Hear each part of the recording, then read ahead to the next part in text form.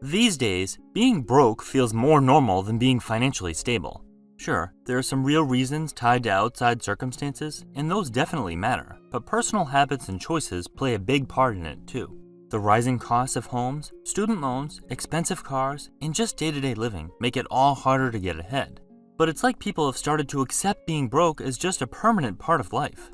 One of the reasons being broke has become so normalized is because there's a lot of pressure to look like you're doing well, even if you're not. It's kind of funny when you think about it, because people will laugh at the fact that they have no money, while pointlessly going into more debt. Take cars for example. Driving a brand new car is seen as the standard, while having an old, beat-up car is often judged or looked down on. Think about the impression you make when you roll up in an older, budget-friendly car versus a brand new one fresh off the lot. The new car usually gets more respect, even though it's probably financed with a sky-high monthly payment and losing value faster than most people can keep up with. Meanwhile, the older car might be reliable, paid off, and cheap to own, but it doesn't command respect. People will go into serious debt just to keep up that image, taking on huge monthly payments for a car they can't really afford, just so that they don't seem broke. Ironically, the person driving an older car could very well be in a much better financial position. It's backwards, but it happens all the time. Instead of seeing financial responsibility as something to admire, we've flipped it.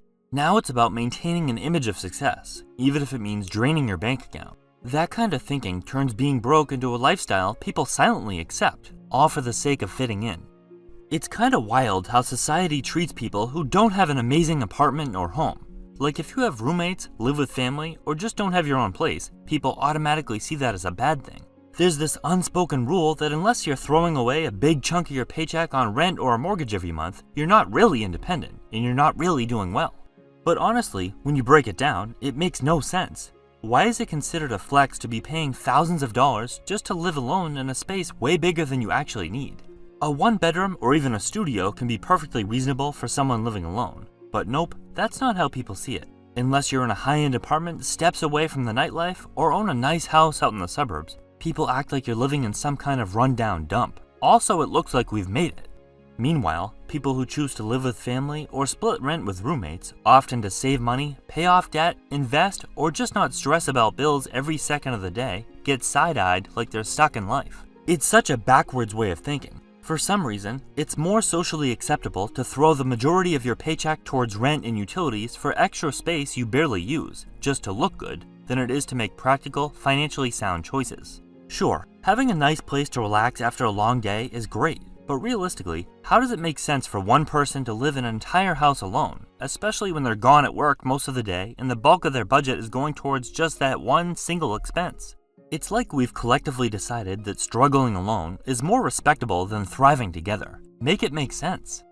These days, being broke is kind of treated like a joke. People laugh about it, post memes, and talk about it like it's just a normal part of life. And yeah, humor helps us cope, but there's a difference between being relatable and brushing off something that's actually a big deal. Always joking about being broke can make us forget how tough it really is to live without financial security. Not having money isn't just about skipping out on fancy stuff. It means living with non-stop stress, struggling to meet basic needs, and never really feeling at ease. When you're not financially stable, even little problems can become major problems. Comfort, freedom, peace of mind, those things start to feel out of reach. There's always something working against us. The cost of living is through the roof, and plenty of people are facing real obstacles. But there are also chances to push through and figure it out if you're genuinely ready to take action and make a change. Sometimes people get stuck in this passive mindset, constantly joking about being broke while continuing habits that keep them in that cycle. They'll say things like, "I'll never be able to own a house," and just laugh it off like being stressed and broke all the time is something funny. When being broke becomes an identity instead of a situation you can change, it makes it harder to take action. And this isn't just about chasing money just to show off. It's about having choices, stability, and not living in constant worry. Instead of brushing off financial struggles, we should be having real, honest conversations about how to get to a better place. So many people treat debt, like student loans, as a permanent burden rather than a challenge they can overcome with focused effort. This mindset isn't limited to student loans. It shows up across all types of debt. Instead of making short-term sacrifices to wipe out these financial obligations, they opt for a more comfortable, stagnant approach that delays progress. The idea of living like no one else now so that they can live like no one else later doesn't appeal to them. They want comfort now, not later.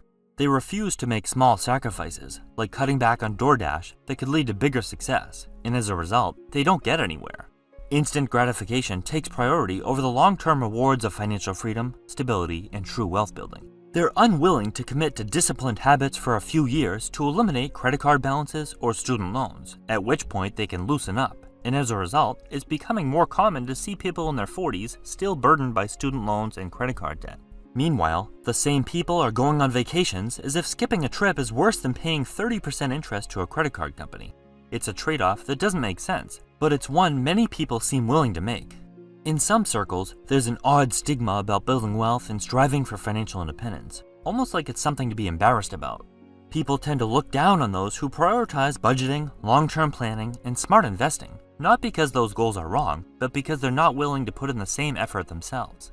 They see being frugal and not spending money freely as something negative.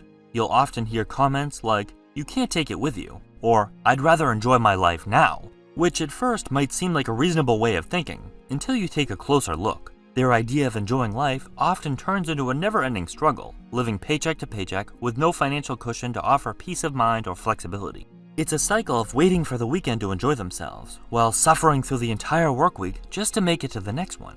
It's much easier to write off someone's financial success as greed or luck than to face the uncomfortable reality that true financial freedom takes time, discipline, and delayed gratification.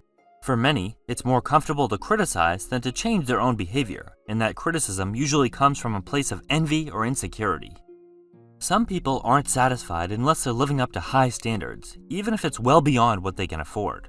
They want what they want, whether it's a new car, frequent meals and dinners out, or the latest, most modern kitchen in their home, and they'll spend freely, even if it leaves them broke. While there's nothing wrong with wanting to enjoy life, it's worth asking, how is spending $100 on a single dinner, paying $900 a month for a car, borrowing against your home equity for a $100,000 kitchen renovation that you must have, or taking high-end vacations while living paycheck to paycheck, truly enjoying life? The desire for the latest kitchen remodel or luxury getaway often outweighs practicality, even when more affordable options exist. It's less about comfort or happiness and more about maintaining a certain image, one that can quietly lead to stress, debt, and long-term instability. The ironic part is that many people don't even realize these purchases, and the financial burdens that come with them, aren't actually bringing them happiness. In many cases, they're buying things more to maintain an image or impress others than to fulfill any real need or personal satisfaction. It's pretty crazy that being broke and living a lifestyle beyond your means is seen as normal and more acceptable than living below one's means and investing for future financial security. Overspending is not only normalized, it's often glamorized, while frugality and financial discipline are misunderstood or even mocked. People are more likely to celebrate someone going into debt for a new car than someone living quietly building wealth through budgeting, investing, and planning. But the truth is, living below your means isn't about deprivation, it's about freedom. It's the freedom to not stress about bills, to walk away from a toxic job, to retire early, or to take a break without financial panic. Until we shift our mindset and start respecting long-term thinking and financial independence as admirable goals, we'll keep seeing generations trapped in a cycle of debt, chasing appearances instead of security.